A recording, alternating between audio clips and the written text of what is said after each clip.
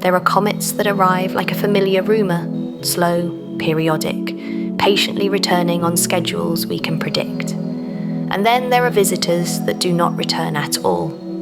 An interstellar object is not defined by how dramatic it looks, but by the shape of its path, a trajectory that isn't a loop, but a single pass. It is a body that never belonged to the sun, only borrowed its gravity for a moment, and it is identified with careful astrometry, with repeated measurements of position until the mathematics becomes unmistakable. A comet, by contrast, is often defined by breath. Not metaphorical breath, literal outgassing. Ice warmed by sunlight, turning to vapour, carrying dust into a faint atmosphere that can be larger than a planet. Comets are small bodies with temporary skies of their own, and each one teaches us that solid and still are not the same thing. And tonight, we have a file that sits exactly at that intersection, a fast, unbound visitor that also seems to be waking up as it falls inward. So we'll follow the evidence gently, one calm detail at a time, what we can measure, what we can infer, and what we have to leave blank until the sky fills it in.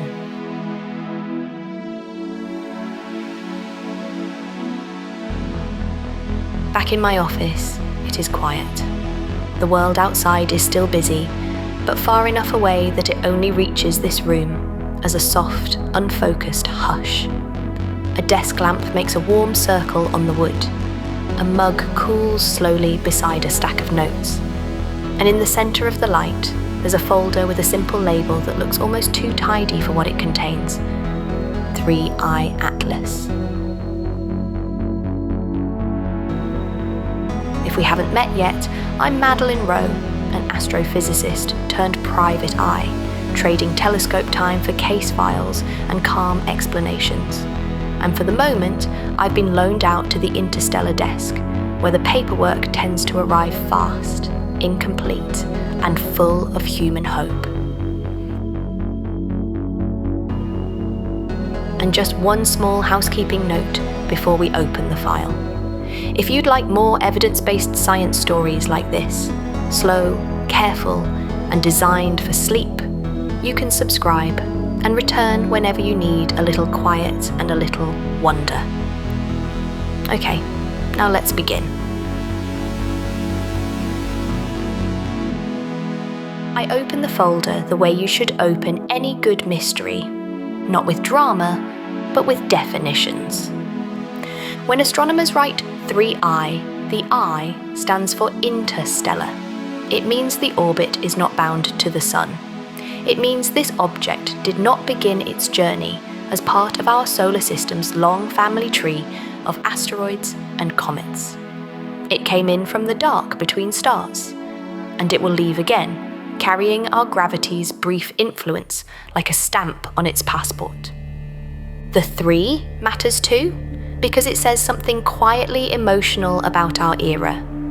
This is the third interstellar object confirmed passing through our solar system, not the third alien visitor, not the third sign. Just the third time we've seen the math of a hyperbola in the sky and been confident enough to say, this one is only passing through.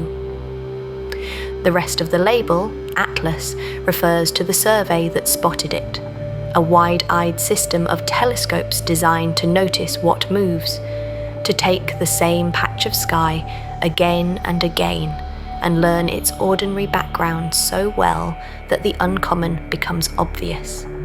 Before we follow 3i Atlas any farther, it helps to know what discovery really looks like, what the sky gives you first, and what you have to earn with repetition. A modern sky survey doesn't begin with a dramatic photograph. It begins with routine.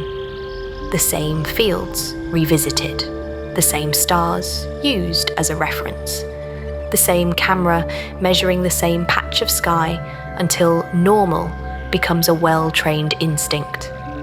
One of the quiet superpowers behind surveys like Atlas is a method called difference imaging.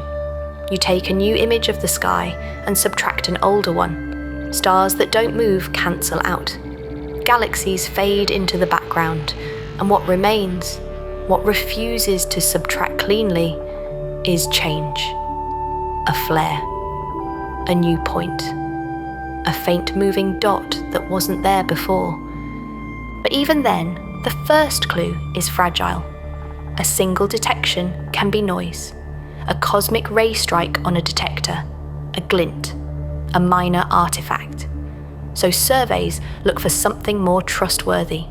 Multiple detections of the same object in the same night, spaced out in time, moving in a consistent direction at a consistent rate. That little chain, 2, 3, 4 observations taken close together, is called a tracklet. It's the smallest unit of evidence that says, this is a real object and it's moving. At first, you don't know its distance, you don't know its orbit, you only know its motion across the sky, and even that is tangled with perspective, because we, the observers, are moving too, riding Earth around the sun as we watch. So the next step is linking.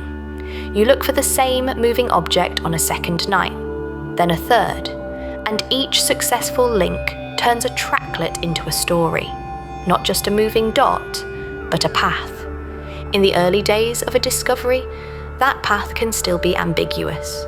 With only a short arc of observations, the orbit solution has room to bend. Many different trajectories can pass near the same points if you allow them to be at different distances. That's why early orbital predictions can feel like a weather forecast, accurate enough to be useful, but not precise enough to be proud. And this is where the quiet bureaucracy of astronomy becomes a kind of safety net. Observers report their measurements, time, position, uncertainty, observatory code, to the Minor Planet Center, the clearinghouse that gathers the world's astrometry and helps the community converge on a consistent solution. It's not glamorous. It's coordination. It's the world agreeing to keep its receipts. Sometimes, once the object has a provisional orbit, someone looks backward. They search old survey images from days, weeks, months earlier, in the region where the object must have been if the orbit is roughly correct. If they find it, faint, half-hidden, unnoticed at the time, that's called a precovery detection. Precovery is one of the calm miracles of modern astronomy. It's like finding earlier pages of a story you thought began on the day you opened the book. And each earlier page lengthens the observational arc, tightening uncertainties, turning a tentative trajectory into a confident one. So when we say a survey found an object, what we really mean is it noticed a change, confirmed it with repetition, stitched it into a coherent motion, and then invited the rest of the world to help measure it until the orbit became inevitable. And once you've linked enough of those small, ordinary measurements, the orbit stops being a guess and becomes a path. In early July of 2025, Atlas Chile found something new.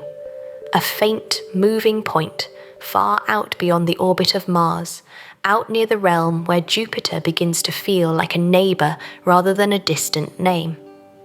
What mattered first was not what it was made of. What mattered first was that it moved as if it had never belonged to us. That is the first theme of this case file: how we know, and what we must leave blank until the sky writes it in for us. Because interstellar certainty is not a gut feeling. It is paperwork. It is timestamps and pixel coordinates. It is astrometry, the precise measurement of where an object sits against the star field, night after night, hour after hour, across many observatories.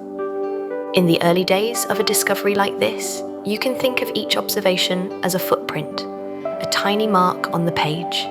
Each mark is imperfect, blurred by atmosphere, by optics, by a human choice about where to place a centroid. But when you gather enough footprints, a path begins to appear. For 3I Atlas, the path came together quickly. Hundreds of observers, then thousands of observations. A growing arc of data across weeks. And with that arc, a solution, the orbit that best fits the footprints. Orbit fitting sounds romantic until you've done it. It's more like fitting a line through messy points on a graph, except the line is a conic section and the paper is curved in ways your intuition doesn't like. But the reward is simple. When an object is bound to the sun, its orbit is an ellipse. It is a loop. It may be stretched, it may be tilted, it may take centuries, but it returns. When an object is unbound, its orbit is hyperbolic. It comes in once, swings around, and leaves on an escape trajectory. It has enough speed that the sun's gravity cannot keep it. The key phrase you'll hear in the scientific writing is incoming velocity at infinity. It sounds like poetry, but it's bookkeeping. It means if you take away the sun's gravity, if you rewind the object far into the past before it began falling inward, what speed would it have relative to the solar system? For 3I Atlas, the answer is startlingly high. Roughly 58 kilometers per second, give or take a few meters per second, depending on which dataset you use, which outliers you clip, and how you model the early arc. When we say incoming velocity at infinity, we're not saying it with a flourish. We're saying it the way you say a door is locked, because you tried the handle more than once. It helps to imagine the solar system as a landscape of hills and valleys, where gravity shapes the terrain. Near the sun, the valley is steep. Far away, it flattens. Objects that are bound to the sun roll around inside that valley in looping paths, ellipses, because they never have enough energy to climb out. An interstellar object is different.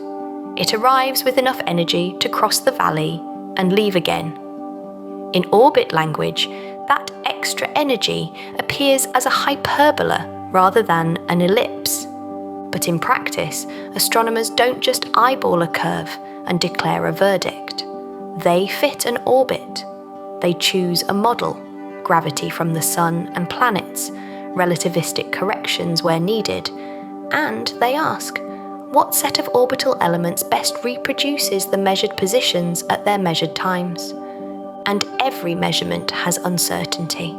Atmosphere blurs, sensors have noise. The faintness of the target makes centroids less precise. Even the presence of a coma can shift the center of light away from the center of mass by a tiny amount. So orbit fitting is always paired with an error model, a way to say how much each data point should be trusted. This is why you'll see orbit solutions updated repeatedly.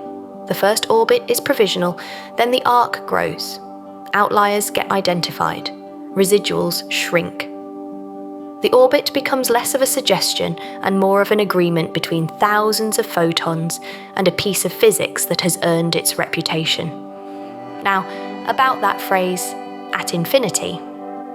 No one is measuring the object at infinity.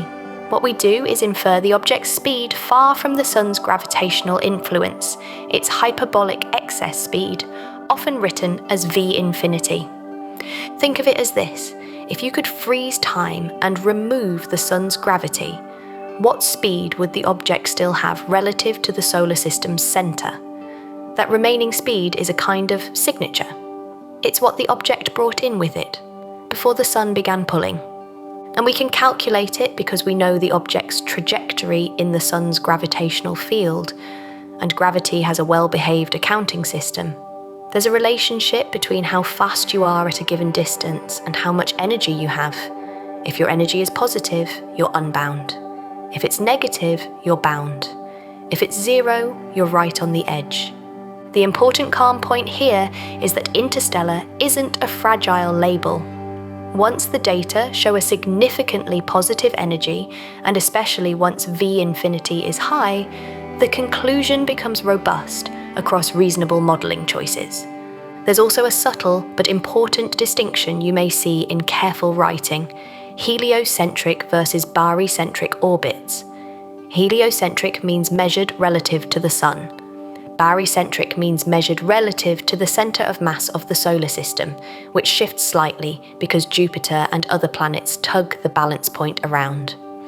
For bound objects, the distinction is usually a technical detail. For borderline cases, it can matter. For a strongly hyperbolic visitor with a large V infinity, it matters less because both frames agree on the basic truth. This object isn't looping back. So by the time we reach a figure like approximately 58 kilometers per second at infinity, what we have is not a dramatic claim. It is a conclusion that has survived many small opportunities to fall apart. And with that confidence in the trajectory, we can finally ask the more interesting questions about activity, composition, and origin. 58 kilometers per second is not just fast. It is fast enough that you don't argue about whether it's bound. It is fast in the same way a river in flood is fast. It carries you whether you agree or not. And this is where our file begins to feel less like a local story and more like a galactic one, because speed is a clue not only to an orbit, but to an origin. But before we drift out to the Milky Way, we should stay in the room with the evidence. So let's talk about what an orbit solution really is. An orbit solution is not a single number carved in stone. It is a best guess under uncertainty. It is a statement like, given the positions we measured and the physics we assume, this is the trajectory most consistent with the data. And because we're doing calm science tonight, we will also say what the solution depends on. It depends on the length of the observational arc.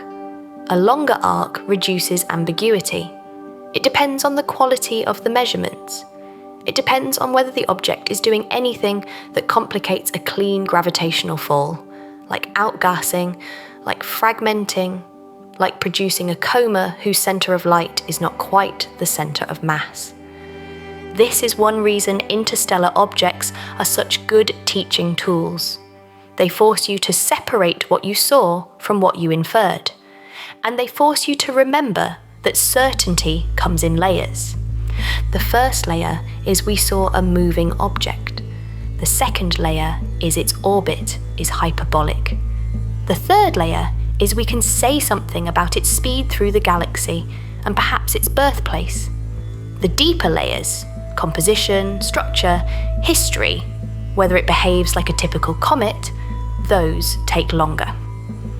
And 3i Atlas arrived with a complication that feels almost designed to test our patience. Its perihelion, the moment it comes closest to the Sun, happens when it's almost on the far side of the Sun as seen from Earth. In other words, the time when it is warmest and most active, the time when it might show the richest chemistry, is also the time when the Sun itself is in the way. If you've ever tried to see a faint star near a bright street lamp, you already understand the problem. Astronomers call this solar elongation, the angle between the Sun and the object in the sky. At perihelion, 3i Atlas sits at an elongation of about 12.8 degrees. That is a narrow angle. Too close for comfort. Too close for many telescopes to point safely. Too close for the sky to offer a dark background. So this case file is not built around a single spectacular night of observing. It is built around windows, opportunities, a choreography of instruments spread across the solar system. And that, strangely, is soothing. Because it means our job is not to chase a perfect moment. Our job is to collect what we can, when we can, from wherever we are. Let's place the object in space in a simple way. 3i Atlas is on a retrograde orbit. That means it moves around the Sun in the opposite direction to the planets. The orbit is also tilted. an inclination close to 175 degrees. That number sounds like it means it's almost perpendicular to the plane of the planets, but it doesn't. An inclination of 180 degrees would mean a perfectly retrograde orbit lying in the same plane as Earth's orbit. So 175 degrees means it's only a few degrees off the ecliptic plane, but it's going the wrong way.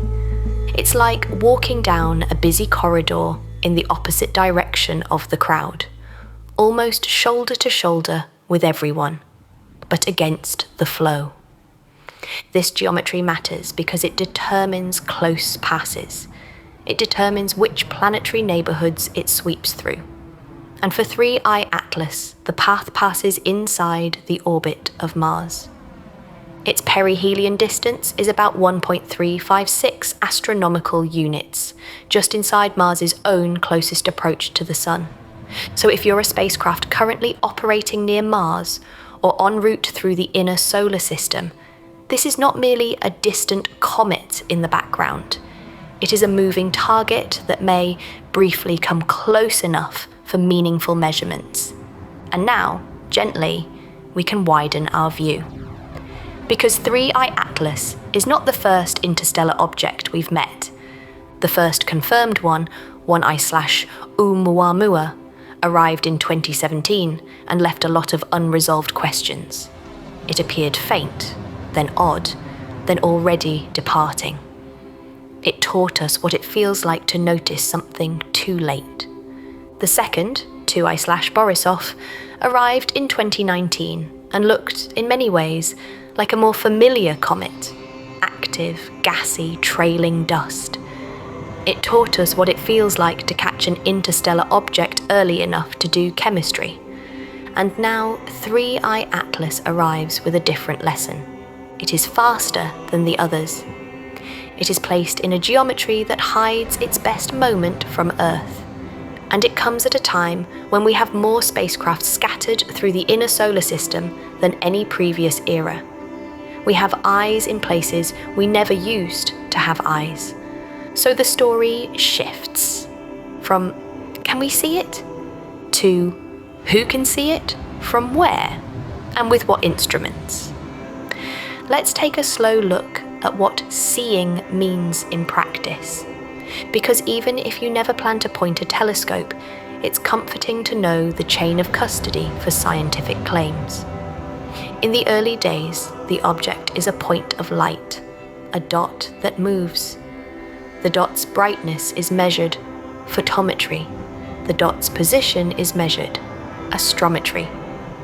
If it begins to show fuzziness, a halo, a glow that extends beyond a point spread function, then we say it has a coma.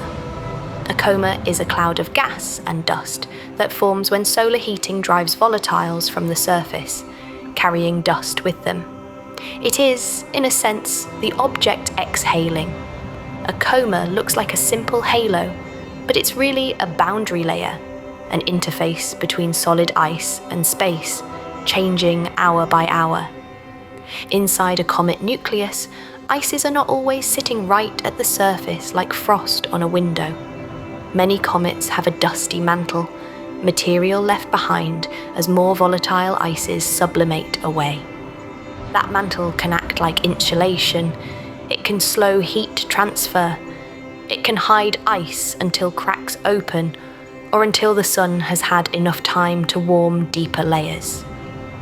This is where a concept called thermal skin depth becomes useful.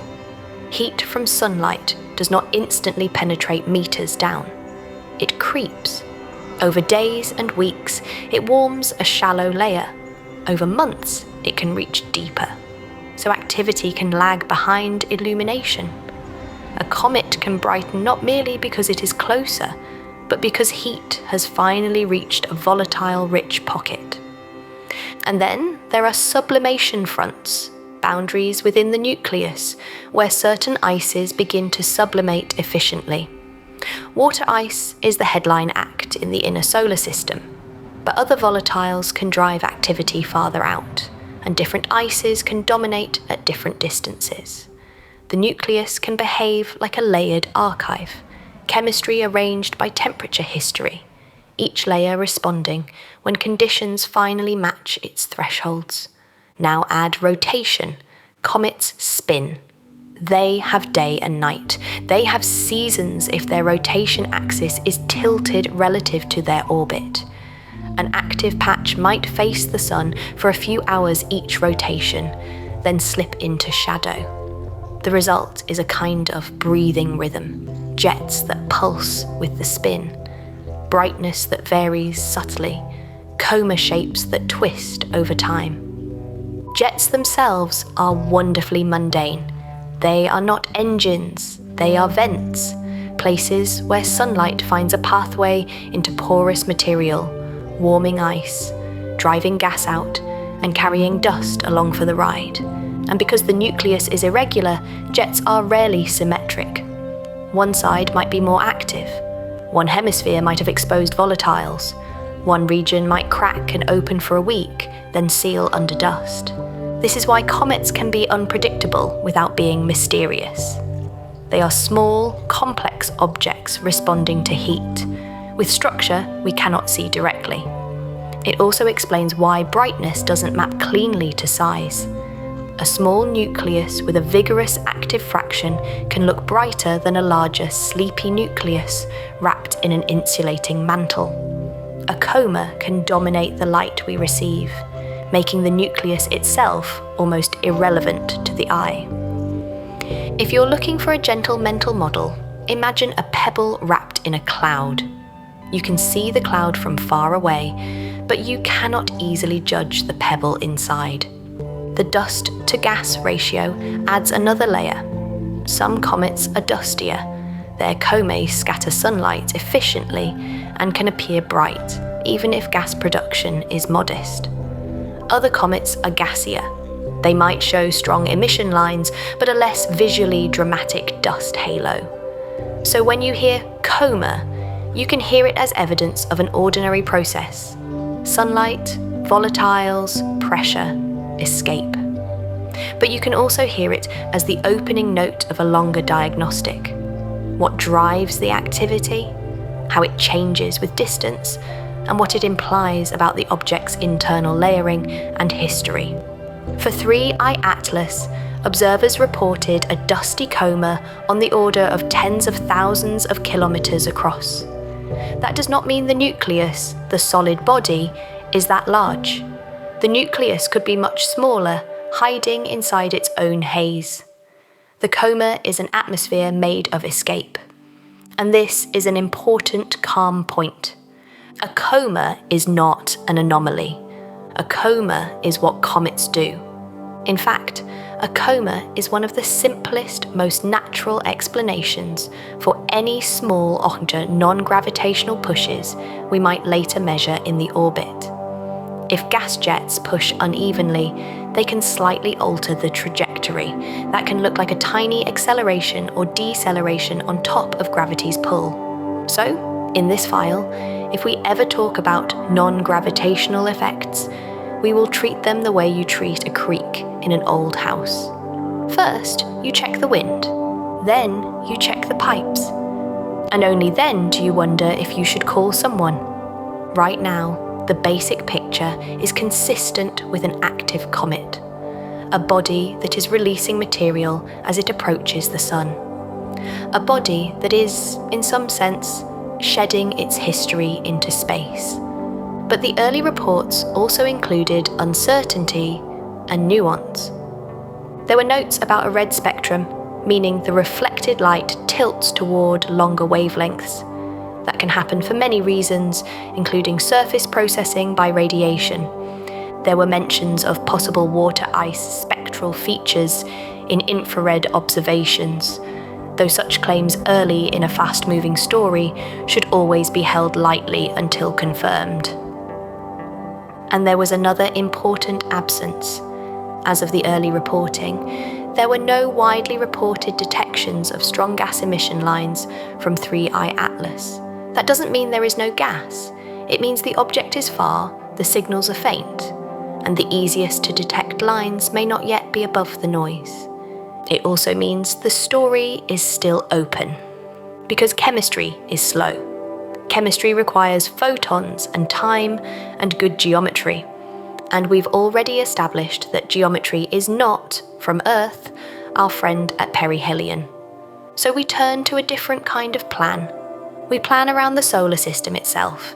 But before we do, I want to give you one more piece of hard science that anchors the pace of this file: a quantitative measure of activity. At the end of July and beginning of August 2025, observations from the Neil Gehrels Swift Observatory were used to estimate a water production rate on the order of 10 to the 27 molecules per second at a distance of about 3.8 astronomical units from the Sun. That sounds abstract, so let's translate it into a feeling. A molecule is small, so small that 10 to the 27 is a way of saying a great deal without trying to picture it. And yet, even a great deal at nearly 4 astronomical units can still be modest compared to what some solar system comets do much closer in. Activity is not just about what's available. It's about how heat penetrates and how surfaces respond and how jets open and close. In comet science, one common way to model production rates is with a simple power law: Q of R equals a constant times R to some exponent. As the comet gets closer, R shrinks and the production rate rises. The exponent, the slope, varies. Some comets ramp up steeply, some more gently. So the water production estimate is not a prophecy. It's a starting line. It tells us there is at least some water-related activity already.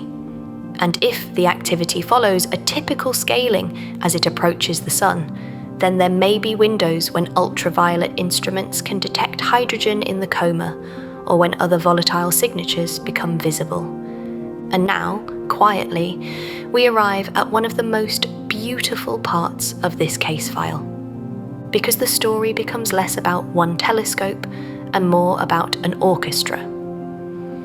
The paper trail for 3I Atlas includes a survey of already launched spacecraft that may have observational opportunities, either by close approach or by favourable line of sight. Think about that for a moment. We often talk as if science happens from Earth, with a single big instrument on a mountain. But in reality, we've been placing instruments around the solar system for decades.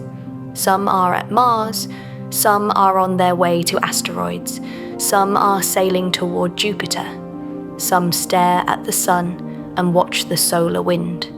And now, one interstellar object threads through their fields of view like a brief, unplanned guest. Before we start naming specific spacecraft, it helps to slow down and define what a window really means. A window is not just the object is nearby. A window is the geometry is favourable.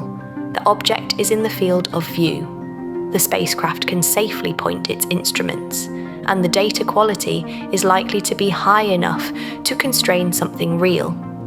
Different instruments answer different questions. A camera, especially a narrow-angle camera, can tell you about morphology.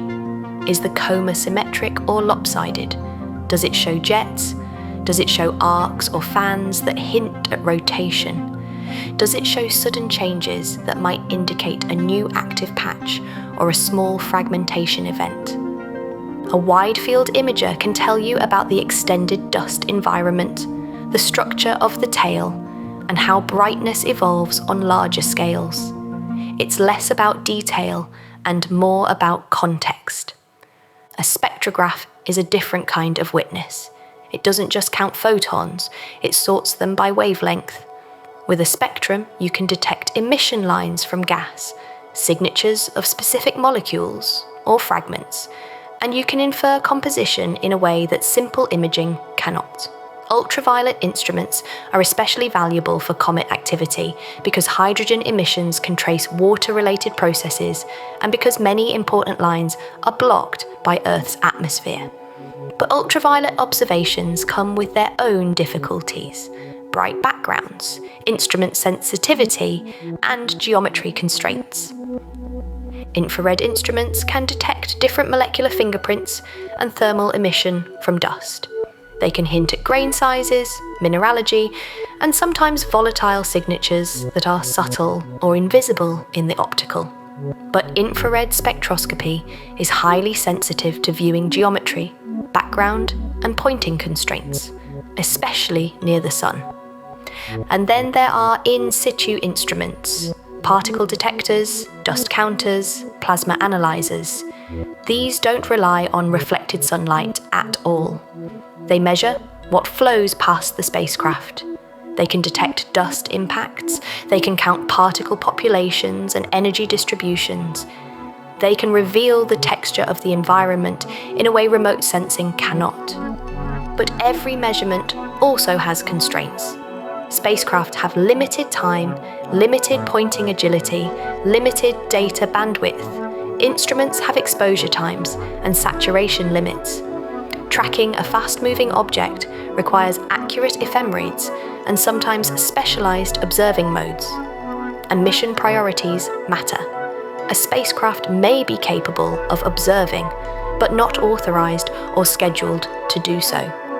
So, window valuable is a case file shorthand for this is a period when the physics and the logistics align. It's also a way of staying honest. It prevents us from speaking as if every theoretical opportunity becomes guaranteed data. It keeps the tone grounded, possible, not promised. With that in mind, the most calming way to think about the spacecraft campaign is as layered coverage. Imaging where you can. Spectroscopy when geometry and sensitivity allow. Ultraviolet when the Earth view is blocked. Wide-field heliophysics support for tail context, and, if luck allows, in situ sampling in the comet's extended environment. And now, with that instrument map in mind, we can name the opportunities, not as a list to memorize, but as a tour of where our eyes already are. First, there is Psyche, a mission on a heliocentric orbit. Around early September 2025, Psyche comes within a few tenths of an astronomical unit, about 0.3 astronomical units of 3I Atlas. That is not close in human terms. But in observational terms, it can be meaningful, especially if you can observe at high phase angles or with an instrument suite designed for imaging and characterizing faint targets. Then there is Mars. Mars is not just one spacecraft. Mars is an array. It includes high-resolution cameras like HiRISE on Mars Reconnaissance Orbiter. It includes ultraviolet spectrographs like IUVS on MAVEN. It includes other instruments on orbiters that can measure invisible, infrared, and ultraviolet.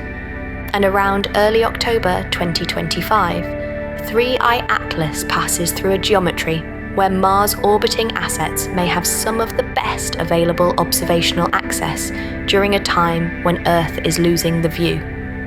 Now, pause here, because this is the practical heart of the file. If perihelion is hidden behind the Sun from Earth, then Mars becomes, briefly, a better balcony. Not perfect, but better. And the kinds of measurements that can matter include imaging the morphology of the coma, its shape, asymmetry, any signs of jets, and ultraviolet measurements that can constrain hydrogen, which in turn constrains water and other hydrogen-bearing volatiles. After that, there is JUICE, the Jupiter Icy Moons Explorer, on its way outward. In early November 2025, JUICE has a close approach window to 3I Atlas that could support observations. And then there is a different kind of opportunity, tail crossings. After perihelion, as the cometary tail stretches and disperses, other spacecraft, Europa Clipper, Hera, and even Lucy, may pass through regions of space influenced by the tail. In theory, in situ particle instruments could detect dust or plasma changes. It would not be a clean sample bottle. It would be more like walking through a faint mist, and noticing what it leaves on your coat. We talk about sunlight driving a coma, but the sun doesn't only shine, it also blows. The solar wind is a stream of charged particles flowing outward from the sun, threaded with magnetic fields. You can't see it directly with your eyes, but you can see its fingerprints in the way it shapes comet tails. Comets often have two tails, and they behave differently.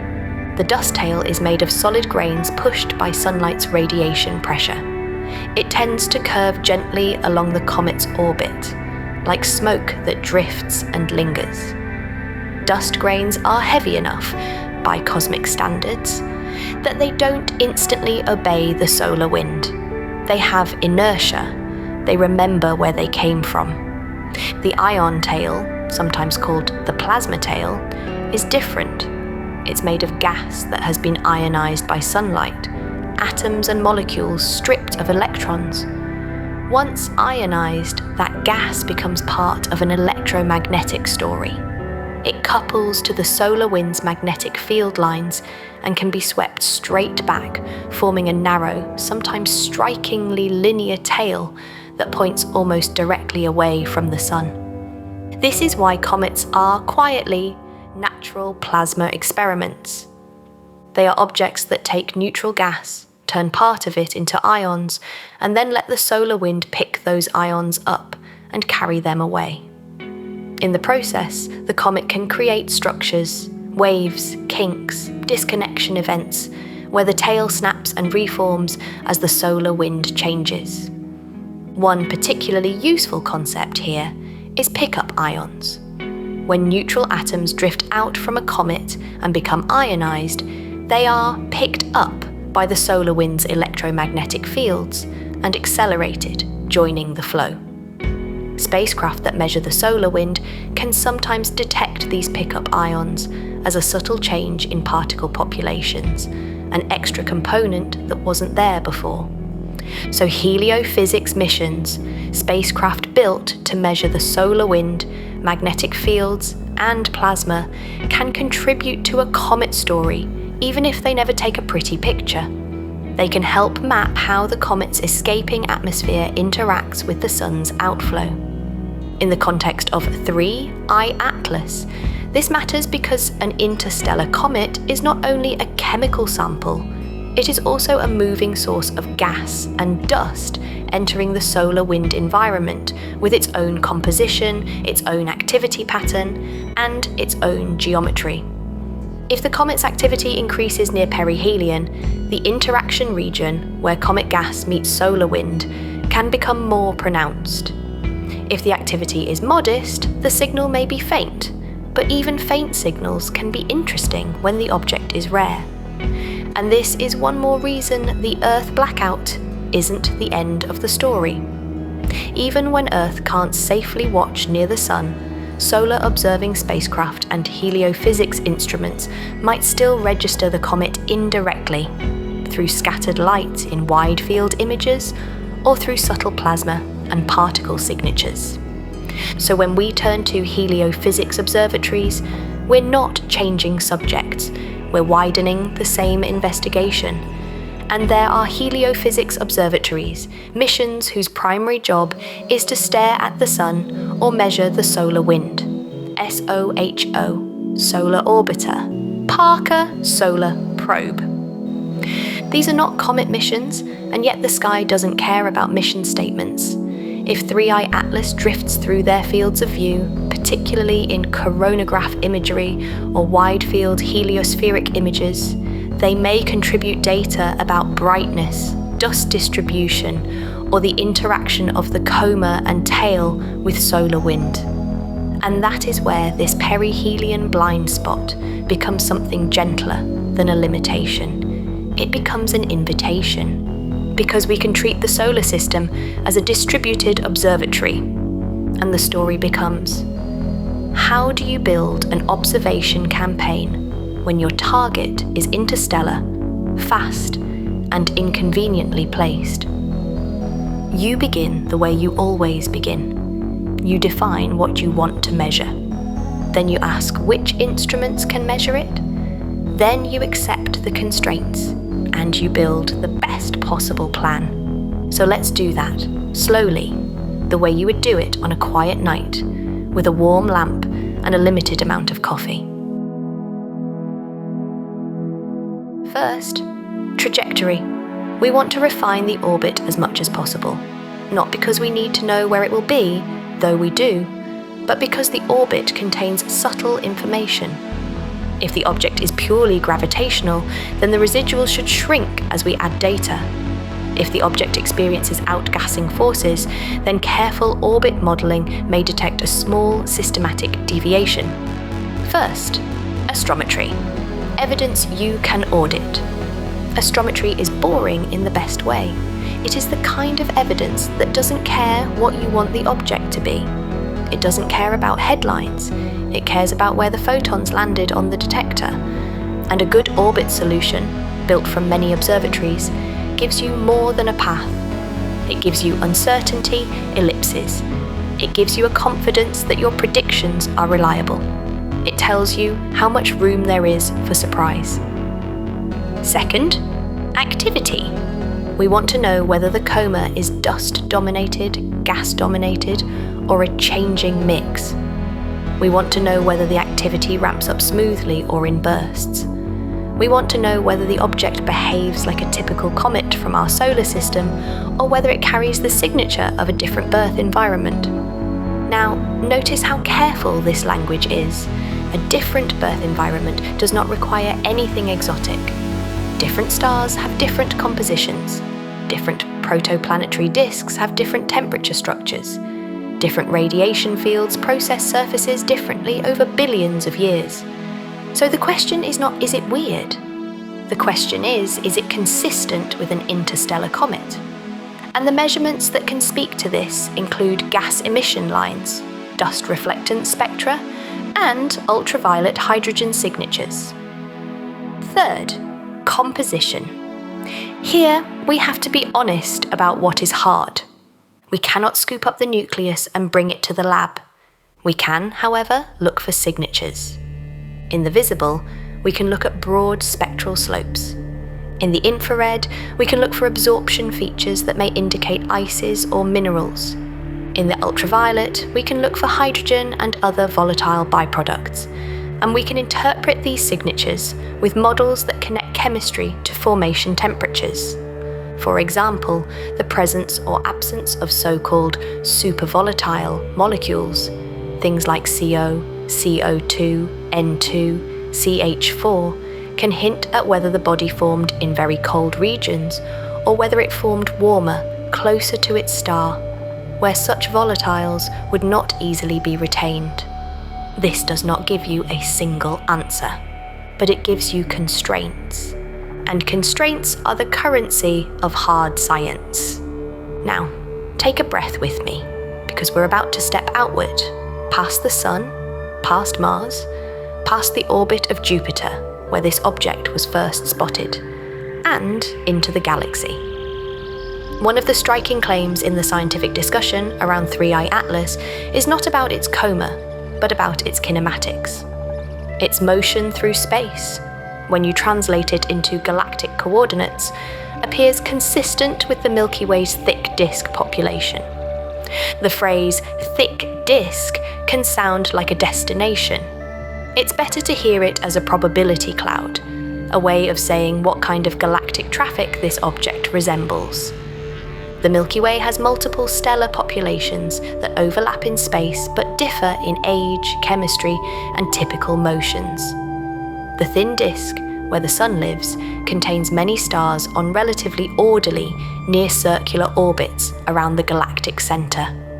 The thick disk is puffier and older, with stars that tend to have more random velocity components, more motion up and down out of the plane, and more dispersion in their speeds. When an interstellar object arrives, it carries a velocity vector relative to the Sun, but the Sun itself is moving around the galaxy. So to interpret that vector, astronomers translate the motion into a galactic frame and compare it to the distributions expected for different populations. This is not a single-step identification, it's inference. You ask, if I draw a random object from a given population, thin disk, thick disk, halo, what is the probability it would enter the solar system with a velocity like this, from a direction like this? And which population makes that more likely? Because there are uncertainties in the orbit, this remains probabilistic. As more astrometry comes in, the incoming vector can be refined, and the probability can shift.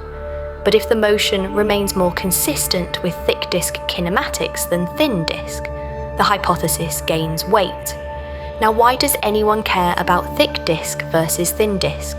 Because these populations correspond to different eras and environments in the galaxy's history. Thick disk stars are generally older. Their chemistry can reflect earlier generations of supernova enrichment.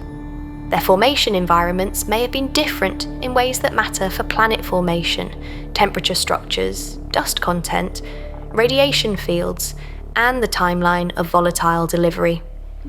This does not mean a thick disk origin automatically implies weird chemistry. It means it invites a careful question. Does the object's composition and activity look consistent with formation under those older, potentially different conditions? And here, it's important to be disciplined. Composition clues are rarely definitive on their own. A depleted volatile could mean warm formation, or it could mean surface processing, or it could mean the object spent a long time exposed to radiation. A red spectral slope could be irradiation, or dust properties, or observational bias. So testing the thick disk hypothesis means looking for convergence across independent lines of evidence: kinematics, spectra, activity behaviour, and comparisons to known comets. Just as importantly, it means naming what would falsify the story. If refined astrometry shifts the incoming vector into a region more typical of thin disk motion, the thick disk assignment weakens. If measured compositions look entirely unremarkable, squarely consistent with a broad distribution of solar system comets and two I/Borisov-like objects, that doesn't disprove a thick disk origin, but it reduces the need to emphasize it. The calm stance is this: thick disk is an elegant hypothesis, not a trophy. It's a way of organizing uncertainty, and it should be treated the same way we treat every other claim in this file. And that brings us back to the Milky Way itself, not as a backdrop, but as the larger context that makes a small, icy body feel like a message from a different chapter of our galaxy.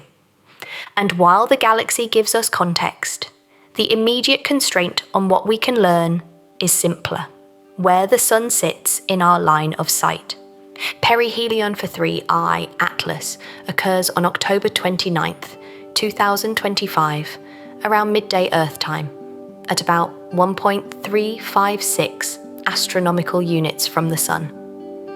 At perihelion, it is almost on the other side of the Sun from Earth.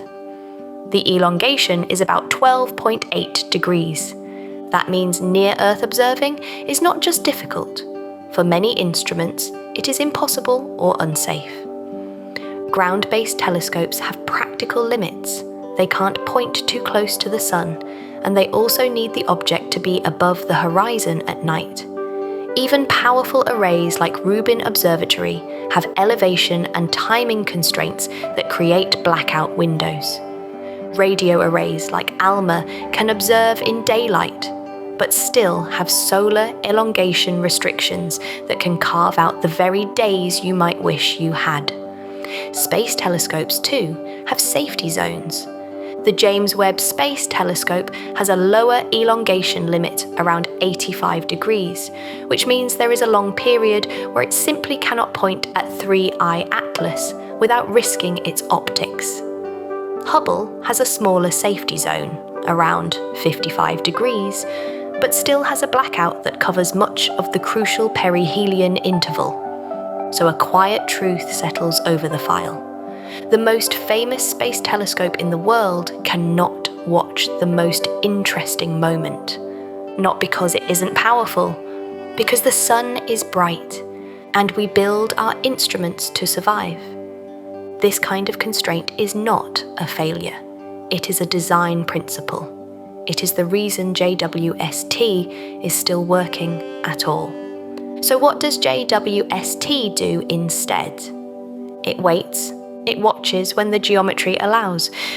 And in the discussion around 3i Atlas, there is a suggestion that JWST could play a role after the object leaves the exclusion zone, perhaps in December, by looking for infrared signatures that are otherwise hard to capture. Certain molecular features, possibly even the broad family of emissions associated with polycyclic aromatic hydrocarbons, if present. Now, you don't need to remember the phrase polycyclic aromatic hydrocarbons. You can simply remember the idea. Infrared spectra can reveal the fingerprints of molecules. Those fingerprints can hint at how the object was processed and what it carries. And different formation histories may leave different molecular mixtures. So the plan becomes, use the right tool at the right time. Now, let's slow down further and talk about brightness and the problem of prediction. One of the questions people ask immediately is, will it be visible? Will it become bright? Will amateurs see it? From a hard science perspective, brightness predictions are always tentative, especially for comets. A comet is not just a reflective rock. It is a system. It responds to heat. It develops jets and cracks and active regions. It can brighten suddenly or fade unexpectedly. Astronomers use empirical relationships to estimate apparent magnitude based on distance to the observer and distance to the sun. There are slope parameters that approximate how activity increases as it approaches, but the object's behavior can break your neat curve. Brightness feels like the most straightforward clue, but comets are masters of geometry. Sometimes they look louder than they are. When astronomers estimate how bright a comet might become, they usually begin with two distances: how far the comet is from the sun and how far it is from the observer. Both matter. Farther from the sun, there's less heating, so less sublimation and less activity. Farther from the observer, the light spreads out and arrives weaker. Those are the basic levers. This is why comet light curves can be deceptive.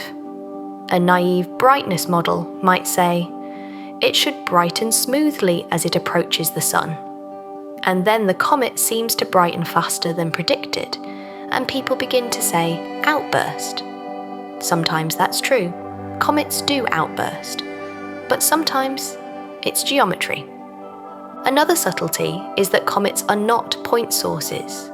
When you measure brightness, your result depends on how much of the coma your aperture includes, how the surface brightness declines with radius, and how your instrument handles background subtraction.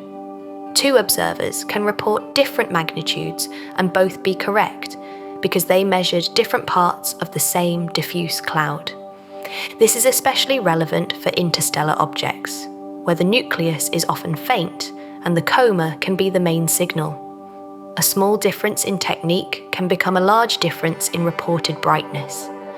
There's also the question of activity law, how quickly production rates increase as distance to the sun decreases. Some comets ramp up steeply, some are sluggish until late, some become active early, and then plateau. If you assume the wrong slope, you'll predict the wrong peak. And then there's the emotional complication. We want a peak. We want a moment of spectacle. But this particular file reminds us that nature does not schedule itself for our convenience. With 3i Atlas, even if it brightens near perihelion, Earth may have a poor vantage at exactly that time. So the calm approach is to treat brightness as a clue, not a verdict. If it brightens rapidly, you ask, is that intrinsic activity or phase angle scattering? If it fades unexpectedly, you ask, did activity drop? Did dust properties change? Or did the viewing geometry shift? This is exactly why multiple vantage points matter. If Earth-based observers see one brightness trend and a spacecraft sees another, the difference itself can teach you about scattering and structure. So yes, we treat brightness predictions like weather forecasts 10 days out, useful for planning, but never a substitute for the sky itself. And with 3-eye atlas, there's another twist: phase angle. If you view a dusty coma at high phase angles, meaning you're looking at it more from the side, with the sun lighting it in a way that can enhance forward scattering, the coma can appear significantly brighter than a simple model would suggest. So even if the intrinsic activity doesn't change dramatically, the geometry alone can produce a brightness boost. This matters for spacecraft observations too. A spacecraft might see a coma that looks more dramatic simply because of its viewing angle, not because the comet suddenly did something. Again, this is a theme. Separate what you observe from what you infer. Now, let's take a slow look at water, hydrogen, and the ultraviolet coma, because it's one of the most direct ways to connect activity to measurable physics. When water molecules leave a comet and are broken apart by sunlight, photodissociation, they produce hydrogen atoms that can emit in ultraviolet lines, especially Lyman alpha. Lyman alpha is a specific ultraviolet emission line from hydrogen. It is, in some sense, the glow of hydrogen being excited and relaxing. If you can detect Lyman alpha emission in the coma, you can constrain the total hydrogen content, which in turn constrains how much water and other hydrogen-bearing volatiles are being produced. This is why ultraviolet instruments on spacecraft can be so valuable. Earth's atmosphere blocks much of the ultraviolet. Space does not.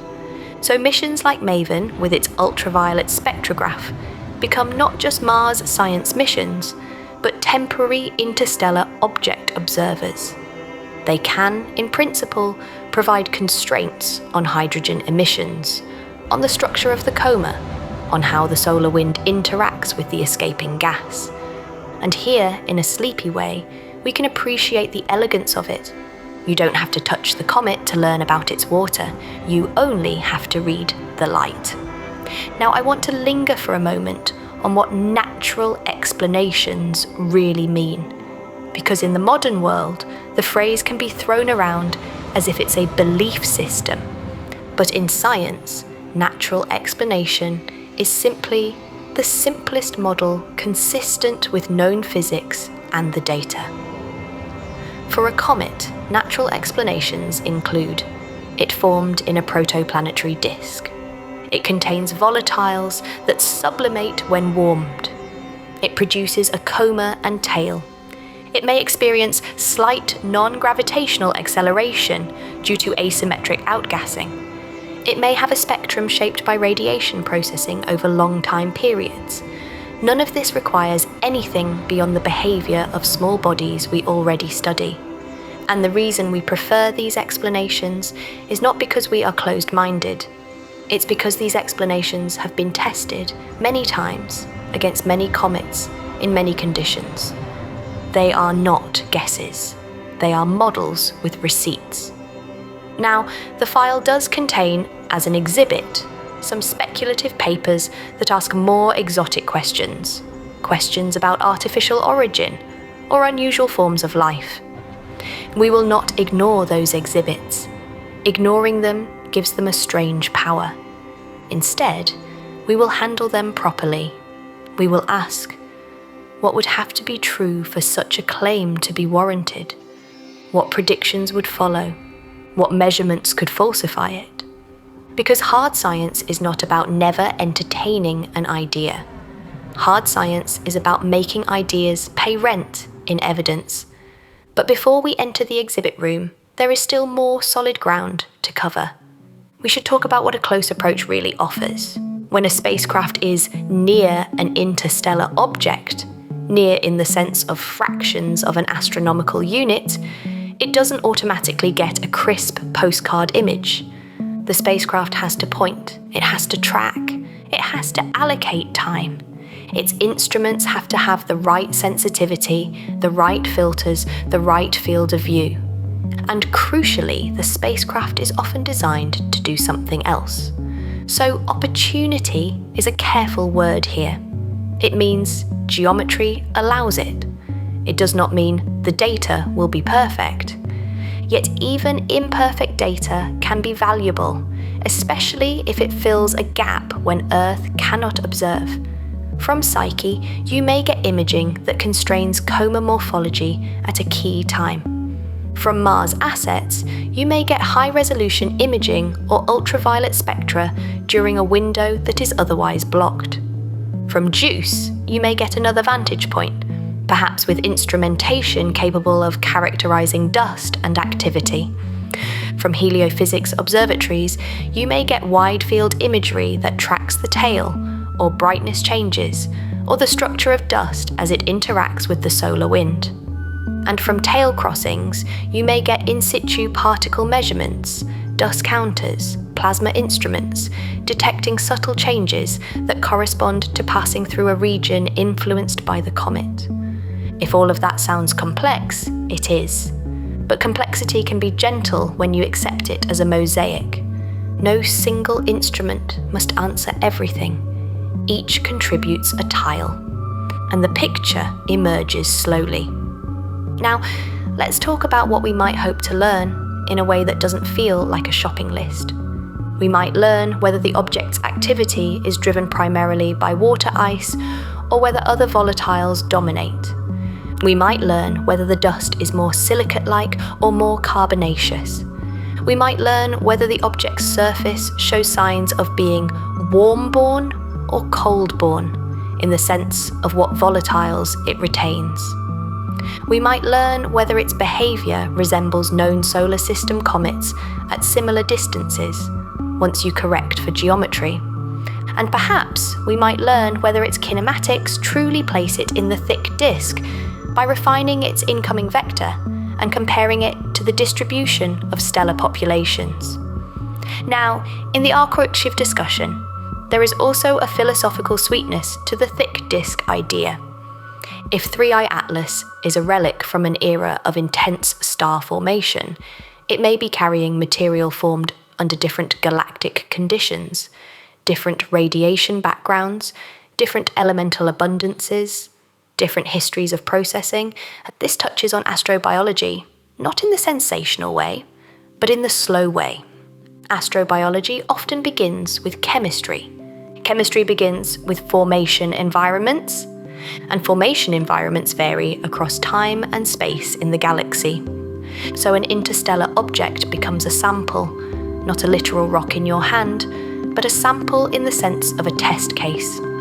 A probe, not of aliens, but of galactic history. Now let's return to the orbit one more time, because there is a subtlety worth appreciating. Orbit solutions in the near term can be refined by editing and parameterization choices, but the incoming velocity at infinity stays very close to the approximately 58 kilometers per second value across reasonable variance. That consistency is one of the reasons the interstellar conclusion is robust. It is not a fragile claim balanced on a single questionable observation.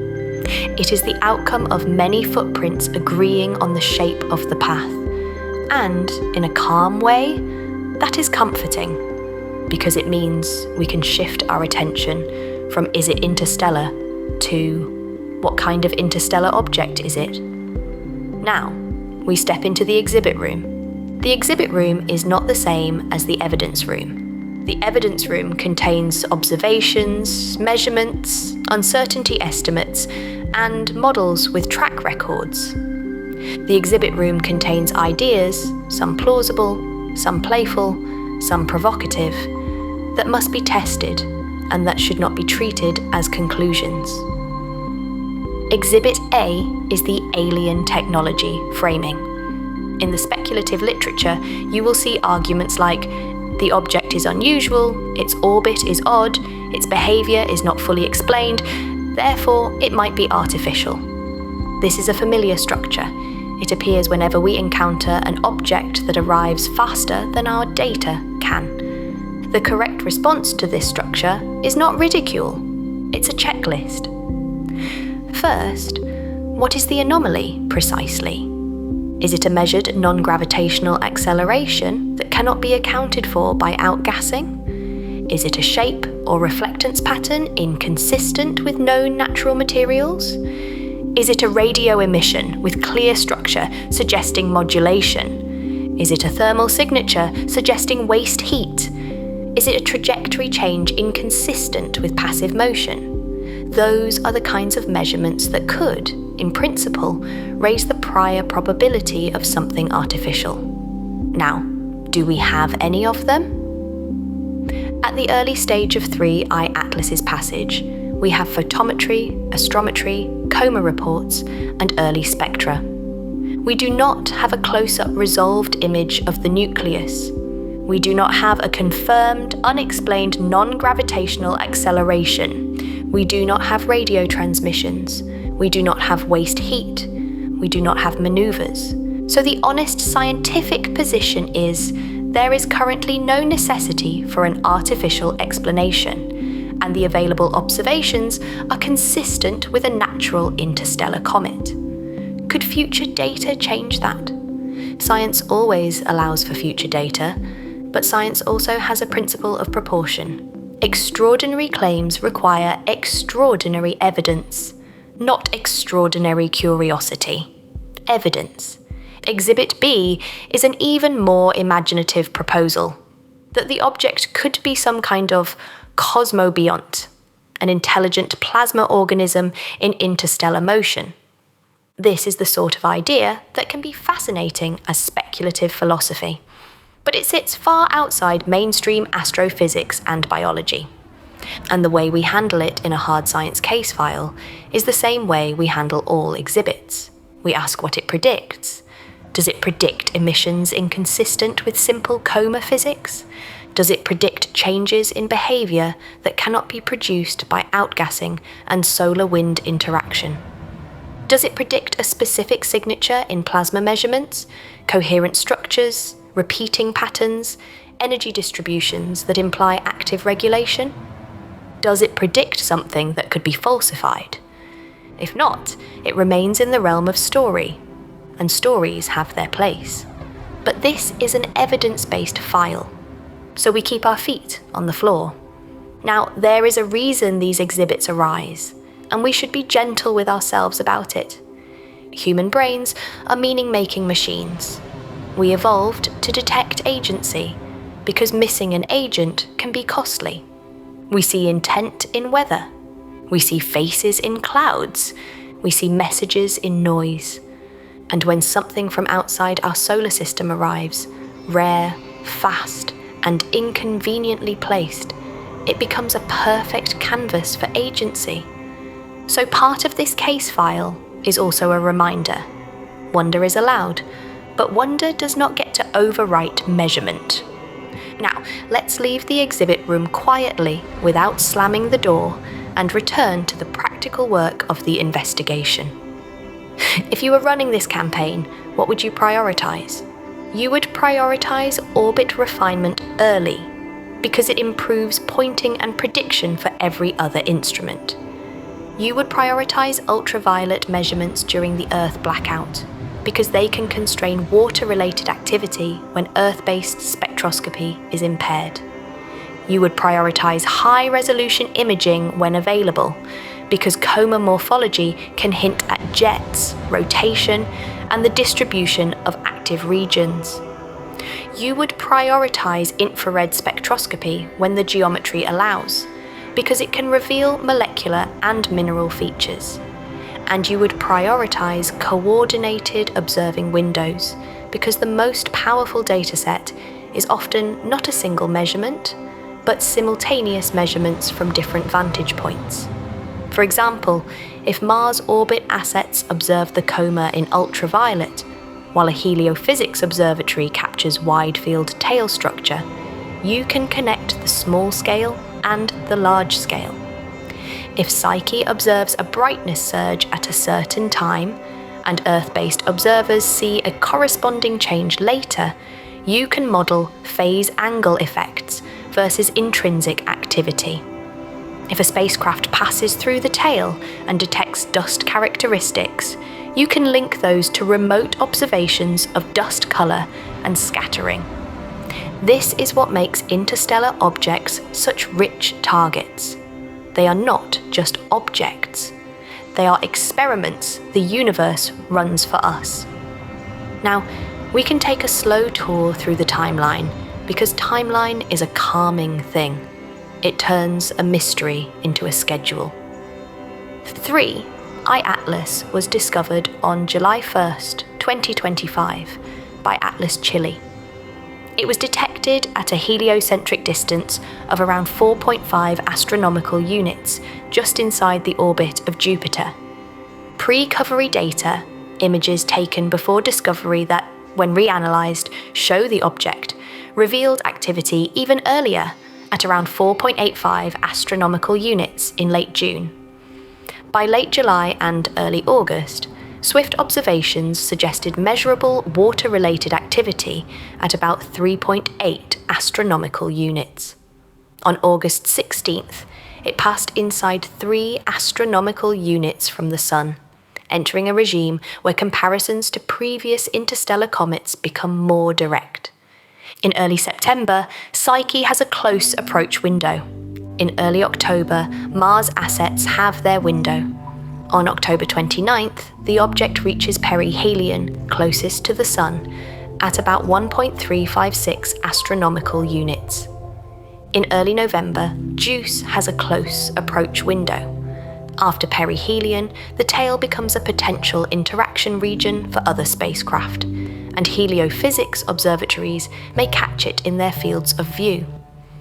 Later, as elongation improves, space telescopes like JWST may regain access and gather infrared spectra when it is safely away from the Sun's glare. This timeline is not a thriller plot. It is a gentle arc. It says, we have chances, we just have to take them. Now, I want to make room for one more quiet angle on this: what it means to test thick disk origin observationally. Because on the surface, it seems like a purely kinematic claim. You measure the velocity vector, you compare it to populations, you assign a probability. But there is also a deeper idea in the R-Chuffy framing, that a thick disk origin might leave signatures in composition and structure. For example, if the object formed in an environment that was warmer on average, you might expect depletion of certain supervolatiles that only condense beyond specific snowlines. If it formed under intense ultraviolet radiation, you might expect surface reddening and irradiation products. If it formed in a disk with different elemental ratios, you might see differences in carbon to oxygen ratios or nitrogen-bearing species compared to typical solar system comets. None of these is a single silver bullet, but if multiple hints align, they can strengthen the narrative.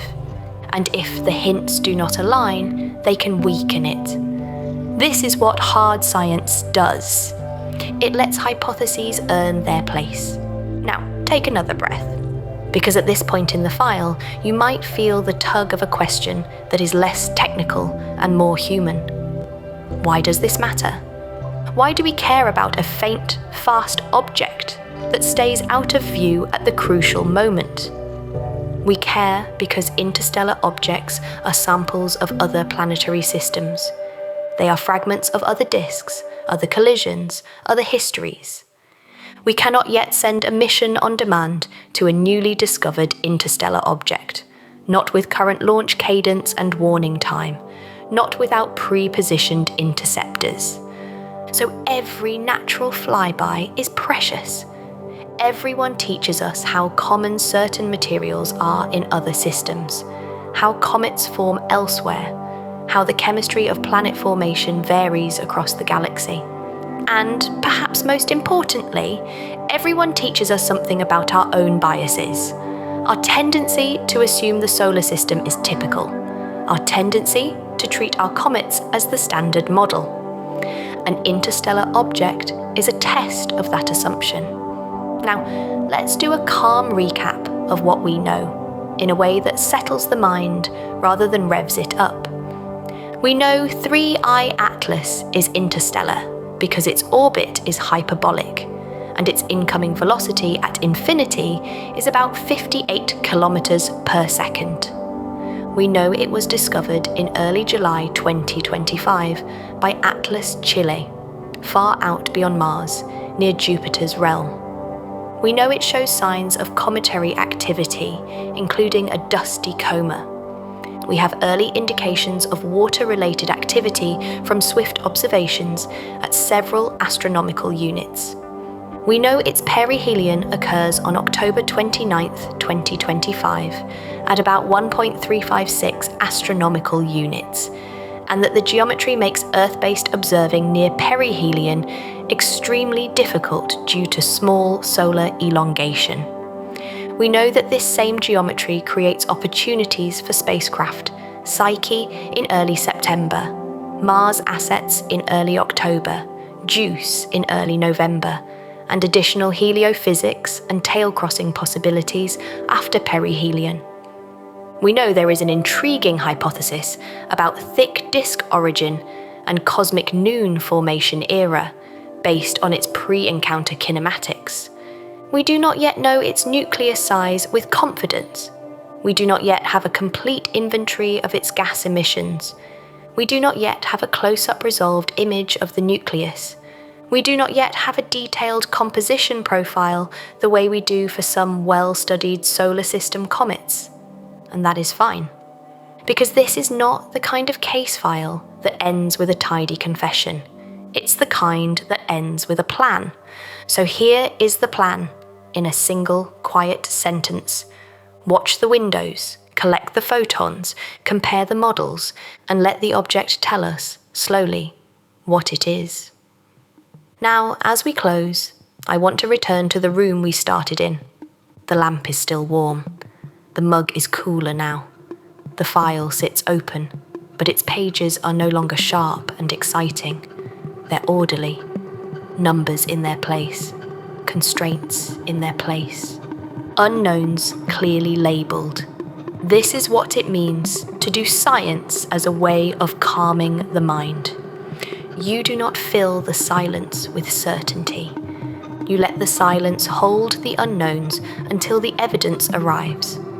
So we'll leave 3I Atlas filed under Interstellar Objects, Active Comet, High V Infinity, Perihelion Blind Spot. We'll keep a note clipped to the front. Mars window valuable, Psyche window valuable, JUICE window valuable, JWST later window valuable. And we'll add a final line in the margins, written in small, steady handwriting.